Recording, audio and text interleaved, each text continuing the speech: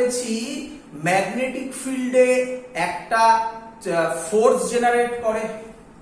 যদি সেখানে force generate করেছি তো ম্যাগনেটিক ফিল্ডে ফোর্স, তাহলে সেখানে নিঃসন্দেহে একটা ওয়ার্ক ডান থাকবে, যে বারবার আয়রন কোরটাকে ম্যাগনেটাইজড করা হচ্ছে, আবার ডিম্যাগনেটাইজড করা হচ্ছে। কি রে? আর ওই ওয়ার্ক ডানটা লিবারেট হবে অ্যাজ আ হিট এনার্জি। এবার করে দেখো, বুঝেছো কিনা? The AC মানে alternating current carries the iron core through cycles of magnetization and demagnetization. Work is done in each of these cycles and is lost as heat. This is called hysteresis loss. Question: zero করা যায়? Answer না। Question: minimize করা যায়? Answer হ্যাঁ। কিভাবে minimize করবে? Minimized by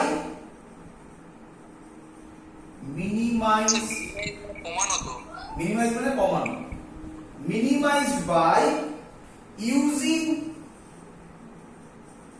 core material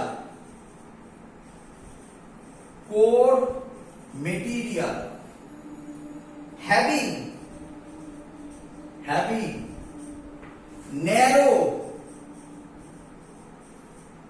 hysteresis loop. আর এই কোর মেটেরিয়ালটা কোন মেটেরিয়ালের হিস্টেরিসিস লুপের এরিয়া মিনিমাম হয়? অ্যানসার হচ্ছে সফট আয়রন।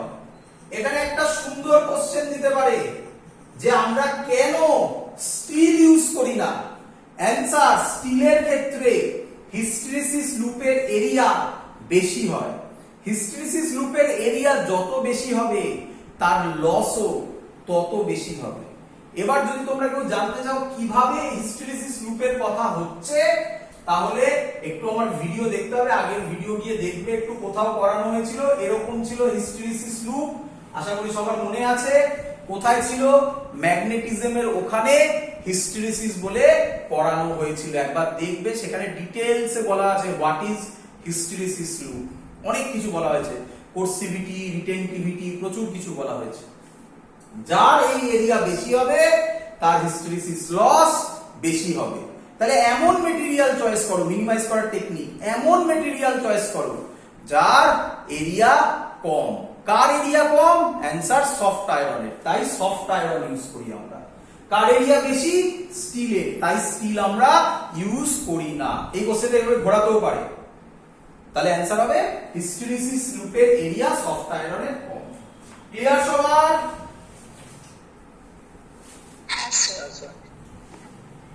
And last,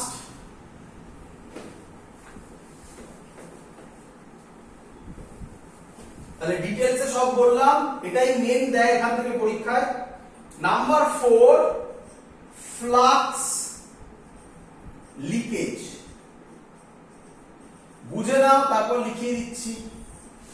আচ্ছা, আমাদের এরকম ছিল, এটা প্রাইমারি, এটা সেকেন্ডারি। রাফ ছবি যদি আমি আঁকি, আরে বাবা বুঝতে পারছো তো সবাই? কয়েলটা এঁকেছি শুধু।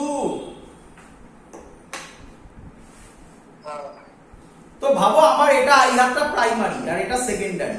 তাহলে এখান থেকে যে ফ্লাক্স বেরোবে, সব ম্যাগনেটিক ফ্লাক্স কি এখান দিয়ে যাবে?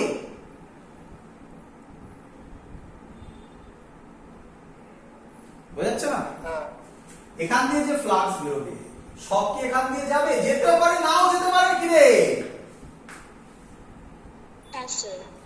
যদি সব ফ্লাক্স না যায়, তাহলে এই যে ফ্লাক্স কিছু বেরিয়ে গেল, লিক করলো, একেই বলা হয় flux leakage.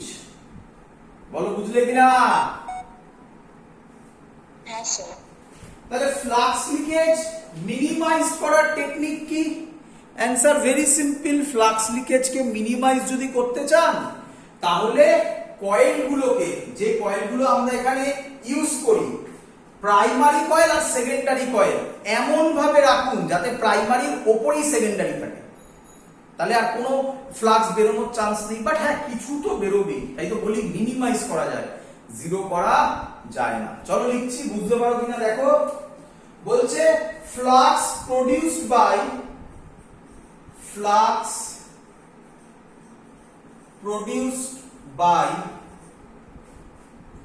primary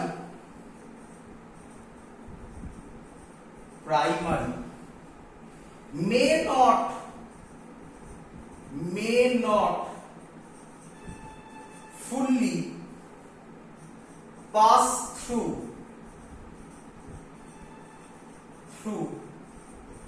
secondary. May not fully pass through secondary. This loss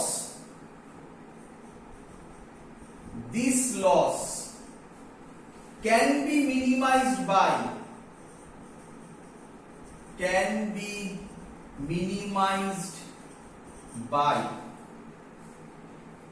winding the primary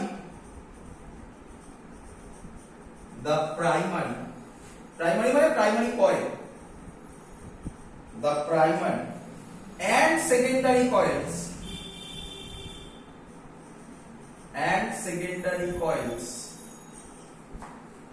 over one another.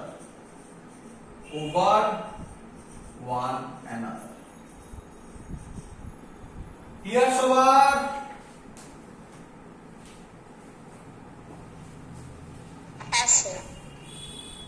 So that's all. এই হলো আমাদের বেসিক থিওরি ট্রান্সফরমারের। এবার আমরা যেটা করব, একটা ম্যাথামেটিক্স, খুব ইজি ম্যাথামেটিক্স, বাট ইজিদের মধ্যে যেটা একটু টাফ, সেটাই আমি তোমাদের কাছে নিয়ে এসেছি। করে ফেলো সিবিএসসির কোশ্চেন। সিবিএসসি 2001 এসেছিল স্যার। হ্যাঁ, বলছি ওই ট্রান্সফরমারে ওই কয়েল ছাড়া আর কিছু থাকে না? না, কয়েল ছাড়া আর কি থাকে? কয়েল ছাড়া কত সফট আয়রন কোড থাকে। হ্যাঁ, কত বড় এতে শুধু কয়েল থাকে? ওটার মধ্যে ওটা অয়েলের মধ্যে ভাসানো থাকে, ওটা আলাদা। ট্রান্সফরমার মানে শুধু বাড়ির সামনে যেটা দেখছো সেটা তো তাই, মেন ওটাই থাকে, শুধু ওটা ট্রান্সফরমার নয়। বাড়িতে যদি রেডিও থাকে, কিছু থাকে, সেটা খোলো, তার ভেতর দেখবে পরিষ্কার ট্রান্সফরমার আছে, এই একই জিনিস, আর কিচ্ছু নেই তার মধ্যে। যদি বাড়িতে থাকে সেই সার্কিট খোলো, দেখতে পাবে আমি যে দেখালাম, ওই যে স্লাইস ওয়াইজ কেটে থাকে, সেই জিনিসগুলো দেখতে পাবে। খুললে পরিষ্কার দেখবে ওই জিনিসটা খুলে যাচ্ছে, প্রত্যেকটা জিনিস পার্টস আলাদা আলাদা হয়ে যাচ্ছে, এছাড়া আর কিচ্ছু থাকে না। কি? তামার তার জড়ানো থাকে। আমার তার জড়ানো থাকে। ওটা চলো, সিবিএসসি 2001 এর কোশ্চেন কি এসেছিল? একদম সহজ কোশ্চেন, এখান থেকে যে কোশ্চেন গুলো আসে তার মধ্যে একটু যেটা ডিফিকাল্ট সেটা করাচ্ছি, বাকিগুলো তো আরো ইজি। বলছে প্রাইমারি সার্কিটের কারেন্ট কত বার করতে হবে, আইপি কত বার করতে হবে। Which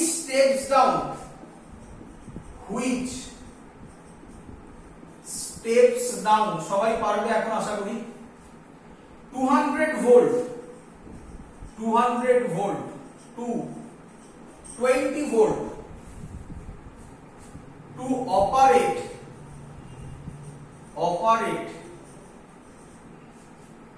a device of resistance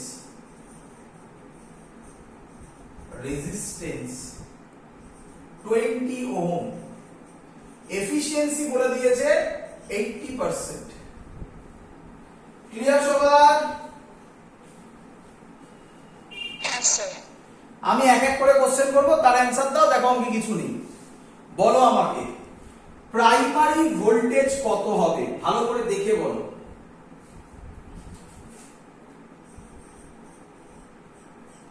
E P কত হবে? 200 volt. Very good, 200 volt, very good. বলো বাবা ইএস কত হবে তাহলে? 20 ভোল্ট। Very good, 20 volt. আচ্ছা, আইএস জানি না। আচ্ছা, আইএস এর ফর্মুলা কি আমি লিখতে পারি? ইএস বাই আর।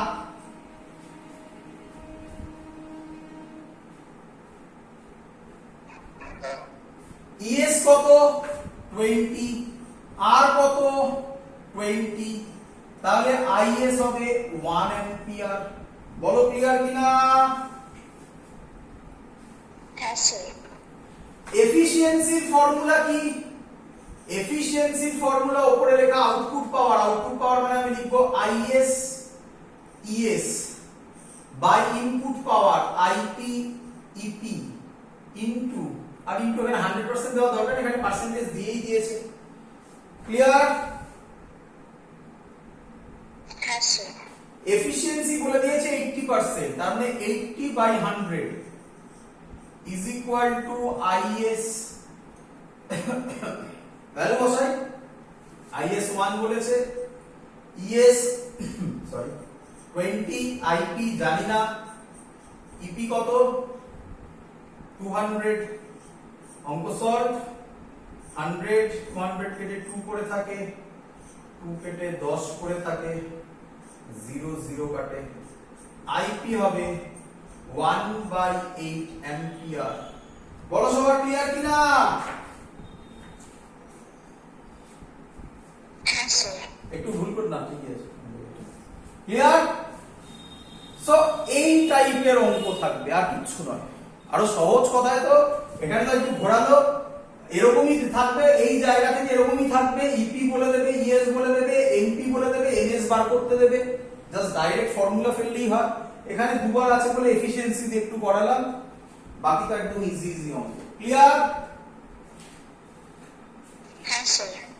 তো আমাদের ইলেকট্রোম্যাগনেটিক ইন্ডাকশনের আন্ডারেও তুমি এটা ফেলতে পারো, অনেক বইতে ফেলা থাকে দেখবে, এসির আন্ডারেও ফেলা থাকে, বাট ম্যাক্সিমাম জায়গায় এসির আন্ডারেই করা হয় এটাকে।